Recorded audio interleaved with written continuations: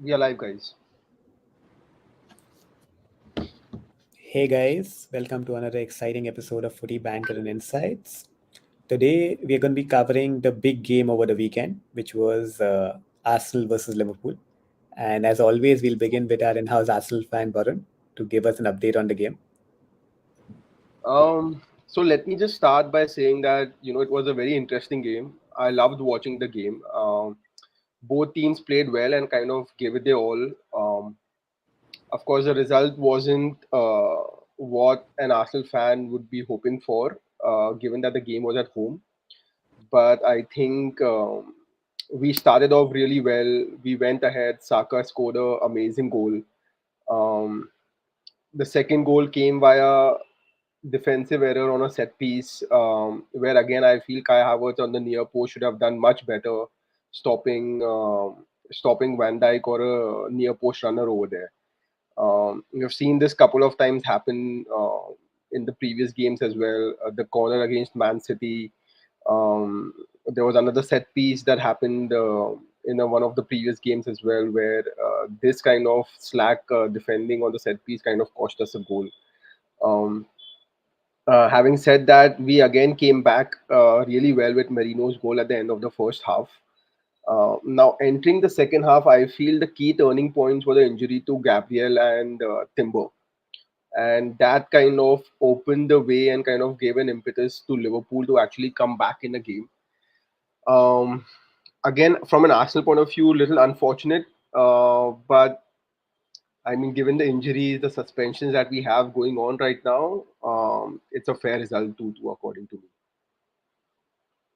But yeah, would have loved it if he would have won against Liverpool. So, like from a winning stage, drawing the game against Liverpool and drawing the game against Man City, I think we need just a little bit more to get over the line and kind of win these games. I think Man City were the big winners against Arsenal Liverpool this weekend. I Yeah. think the fact that they won their game 1-0 and it was a very close game as well. And for large periods of the game, I think most of us would have expected Arsenal to win it. Uh, just a couple of contrarian points. I feel the first goal from Saka, it was a bad error by Andy Robertson. I think he knows that Saka is going to cut in towards his left. He's predominantly doing that most of the time. And he just ran a bit further and he lost his footing. Uh, the Arsenal second goal was like, I think, what a ball from Declan Rice to completely remove three Liverpool defenders out of the equation. And Merino getting his first goal early on again is a good sign for Arsenal. And in general, I think without Saliba, they coped quite well, right? I think it was not easy for them, but Ben White was the person who gave that brilliant pass to Saka moving forward in the first goal as well. And I think on the face of it, I think Arsenal deserved to win. But yeah, few points here and there worked, I think, to balance the game. Rahul, what was your view on the game?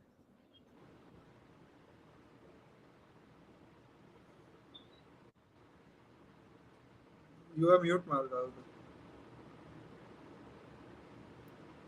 Like you said, correctly said, I believe Man City were the real winners. Arsenal have to start winning these games. If they want to win the title, they have to find that final push and convert these 1 points into three, especially on home. Because currently, I believe Man City are not playing at the 100%. Somehow, whenever you watch the matches, they're just getting the results. But that's Man City being Man City, right? Once they will find their flow, then they will not give any chance for the teams to come around. So I believe Arsenal really need to pick up and try and win 3 points out of this. Liverpool, surprisingly, they're hanging on. I don't expect them to be there at the end of the season. It is going to be between City and Arsenal for me. So I believe it's good for City that Arsenal are dropping these points. According to me, I think Arsenal will be losing out on the race. I believe City and Liverpool are the top contenders for the title race. Considering the number of injuries that Arsenal are going through, the injury problems, I think Liverpool have a better chance compared to Arsenal. Arsenal have lost, I think, Calafiori for a few weeks, as I hear. Odegaard is also going to be out for a week or two. Maybe Timber, we don't know. Gabriel, I just read that Gabriel could be out for a few weeks as well. So if I look at it from this standpoint, I think Arsenal are the ones who are going to lose out on the race compared to Liverpool and City. So just to deep dive into a couple of things that were very interesting in the game, right? So first of all, the starting lineup was very interesting. We were discussing this last weekend, and this time he did a good thing by starting Thomas Partey as a right back, which he should have done when Saliba got sent off last week, right? He should have moved Thomas Partey as a right back, moved Ben White as a centre back, which he did this week, and that was, I think, a good change that he made. And I had mentioned this last weekend as well. Last weekend, what he did was he got Kivior as centre back instead Yeah, of moving Thomas Partey and right and moving making that shift. You can also see what difference Saka makes to this team, right? It is the attack looks completely different, right? So I think now again Saka for this game was a touch and go, correct? And at some when I saw the starting lineup, I was happy that he played, but I also felt at some level you are risking the player and kind of risking the fact that he might just aggravate his injury much more and be out for a longer period of time. Fortunately, I hope that's not the case. I hope Saka returns fit and fine, and there was no aggravation of the injury against Liverpool. But as Ishan mentioned, we have tons of injuries happening right now, and it'll be very interesting to see how Arteta copes with it. It'll be difficult. It'll be a difficult run of games going forward. yeah, I think we play Newcastle, and I think we have another difficult fixture, Chelsea. Chelsea. Yeah, so I think it'll be a it'll be a difficult test. And again, I don't know, for some reason it's only been 8 so far, 9 9. games, sorry. But I think we are also like in not just winning these big games, but like we are also dropping points against the other teams, right? And we are dropping stupid points, the points which we should actually win. Like, so I don't know, like it's kind of, so far It it's been a should be very difficult attributed season. to the discipline on the field. I think whenever a player has been sent off, you guys have been in big trouble. Yeah, I It was agree, happening but with Declan Rice. see, whatever be the reason, right? The point is that you have to win your games against the mid-table and bottom-table teams, and you have to kind of, or at least try to win your game against your competitors, right? Currently, we are not doing either of them. So from that perspective, it looks, it's been a first quarter of a season has been a little below par for Arsenal, I Underwhelming. think. Yeah, Yeah, I agree. you be your And I mute. guess Saliba Any will be views back. on Yeah? Any views on the disallowed goal? I think it should have been a goal, honestly. Ishan, I can't hear you. I'm saying, any views on the disallowed goal? I think it should have been a goal, according to me. I mean, at this point, I'm so tired of complaining about referees and their decisions. I've just let it go. So I don't think I there's any point. I don't think there's any point discussing what kind of they do or like whatever they. I mean, yeah, I it's not think going this to change week the result. the VAR focus can be more on Manu rather than Arsenal, having a Yeah, bigger impact on the Premier League in whole. Yeah. For true, but for like, Man U's thing, entire league should complain. It should not have been a penalty. It was only United complaining. All the teams should complain. It can't be a penalty. I For the think greater possibly good. even the opposition team West Ham would kind of give a signed notice. We take the goal back. Yeah, I think So but even this it was an important win. So okay, we'll come to the United game later.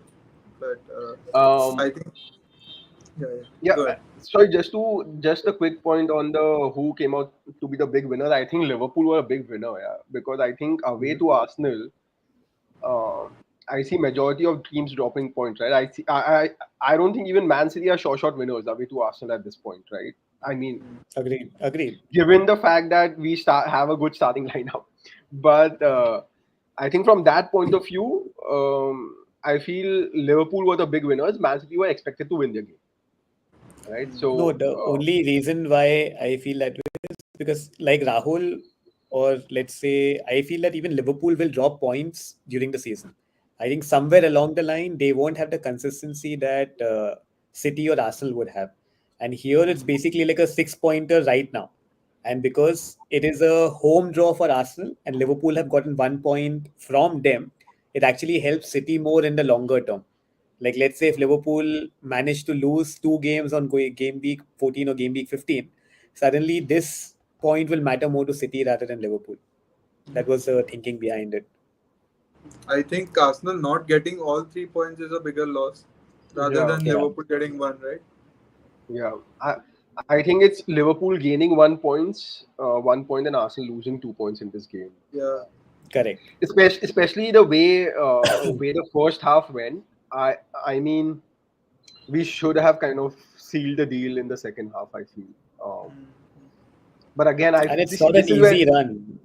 yeah, but this is where I say that like your attacking lineup becomes so important, right?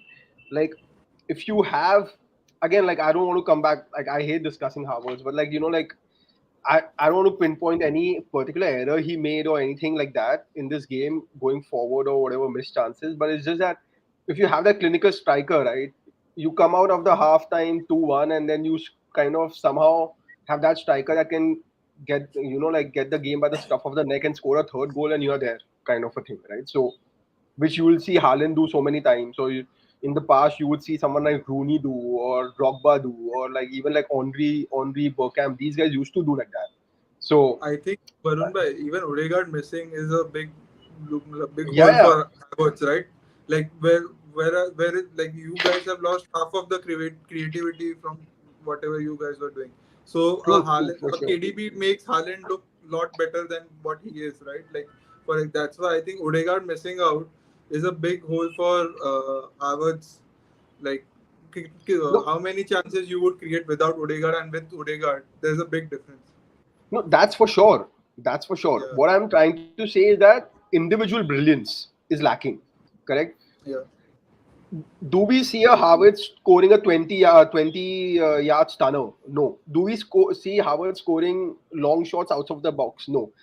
uh, he doesn't have that in his repertoire, right? Does he have that thing in him that he'll score from anywhere on the pitch, like like anywhere in the final third? I don't see it. Correct. So that's what I'm saying. Like we don't have that striker which with that killer instinct, right? At the And moment. Varun, bhai, So you have as a backup striker who will put pressure on Havertz to fight for his place? Like no there's one, hardly no one, any right? choice.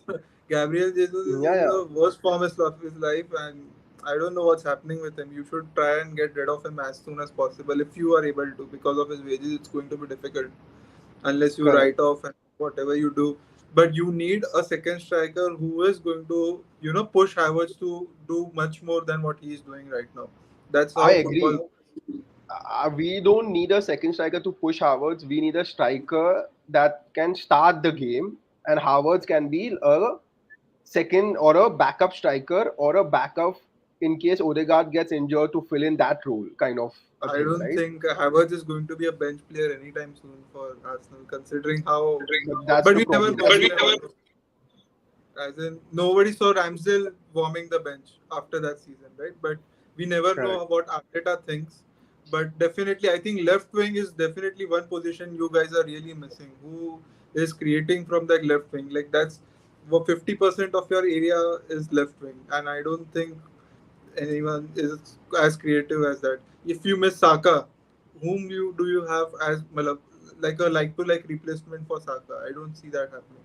So a No lot one. of bench strength. Uh, Yeah. So I think that final, like Chelsea, like for example, not to compare Arsenal and Chelsea, but everyone is fighting for their place up and down. and that's pushing Yeah, them. for And obviously there will be few players who will get tired of it, and maybe the club will have to write them off. Like they will become bad investments.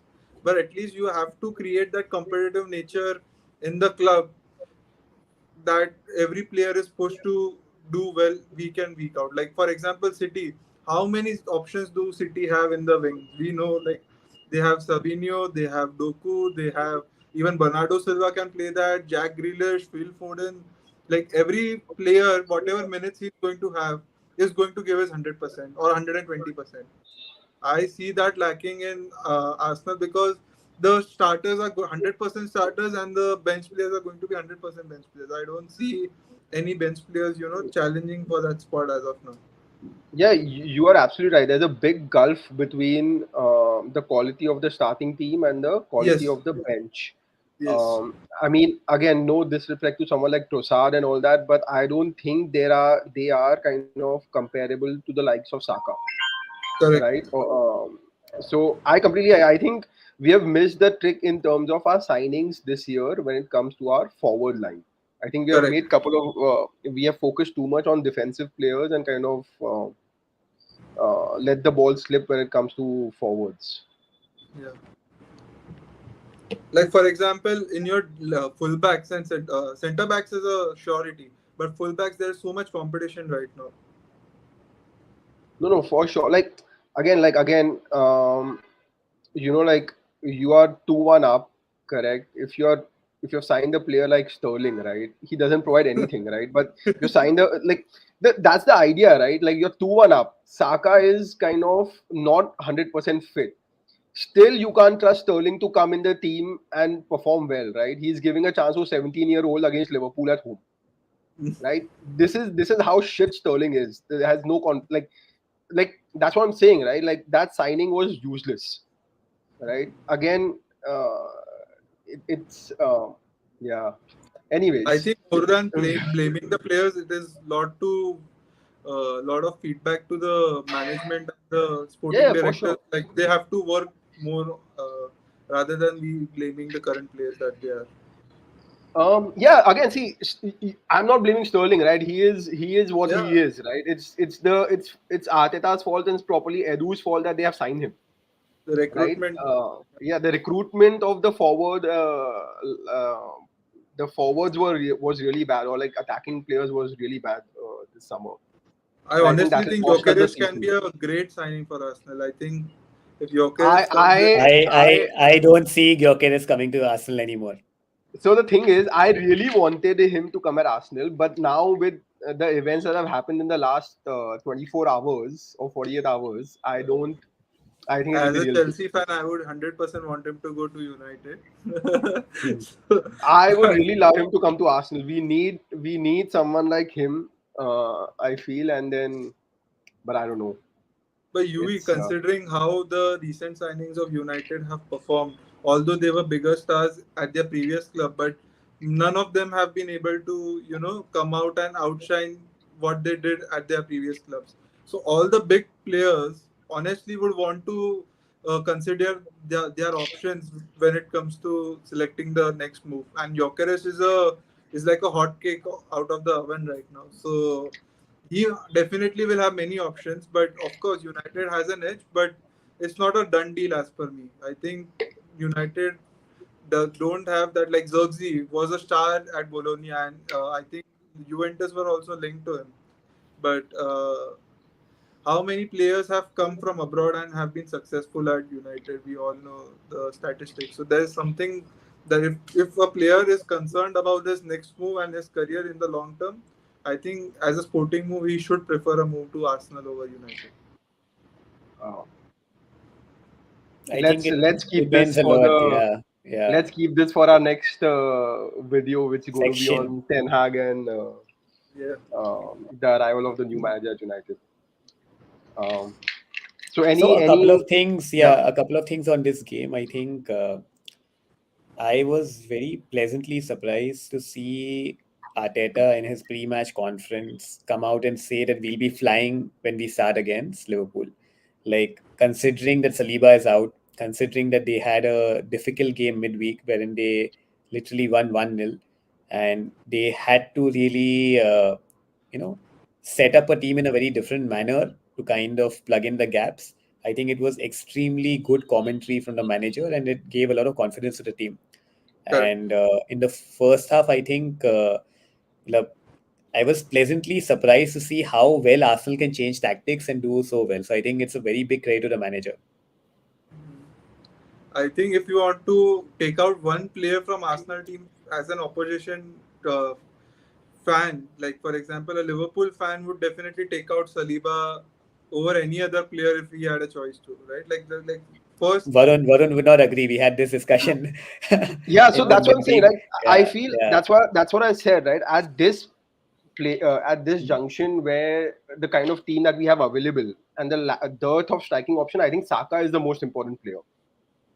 Correct. So, and you could see the difference, like right? to differ. You could. Correct. It's because the gulf of So the gap So is the replacement.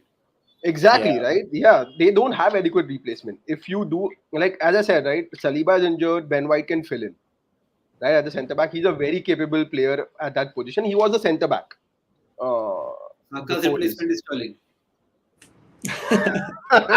and that's the problem, right? So, yeah, I mean, anyways, um, so yeah, eventually, I feel let's circle back, and I would say 2 points dropped by Arsenal again. Will they regret it at the end of the season? Let's see. Only time will tell. Any last wrap up by you guys on the game? I'm good. Okay, great guys. Thank you for watching, everyone. Hit the like button, subscribe, share, and do let us know what you think about the game and how Liverpool and Arsenal perform. See you in the next video. Bye.